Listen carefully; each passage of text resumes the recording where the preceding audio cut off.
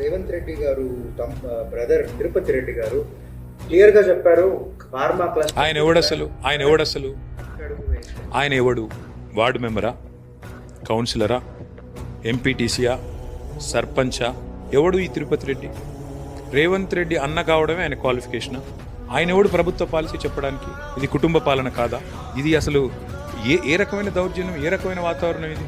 తిరుపతి రెడ్డి ఎవరండి? ఎవరున్నా వదులుకోము పట్టుకుంటాము అని చెప్పడానికి, లేదా ఫార్మా పెట్టి తీరుతామని చెప్పడానికి, లేదా రైతులను తన్నైనా సరే భూములు తీసుకుంటాం, ఏమైనా చేసి మేము వదిలిపెట్టాం. అసలు ఎవరు ఆయన? ముఖ్యమంత్రి ఆయన షాడో సీఎమా, డిఫాక్టో సీఎమా? ఎవరైనా అసలు?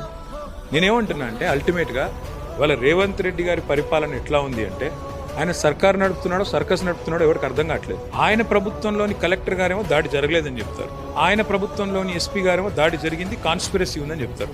ముందు వాళ్ళని ఒక రూమ్లో కూర్చొని మాట్లాడుకొని మనం సర్కారు నడుపుతున్నామా, సర్కస్ నడుపుతున్నామా, ఏం చేస్తున్నామా ఆలోచించుకొని మాట్లాడితే ప్రభుత్వానికి వాళ్ళ గౌరవం తగ్గకుండా ఉంటుంది.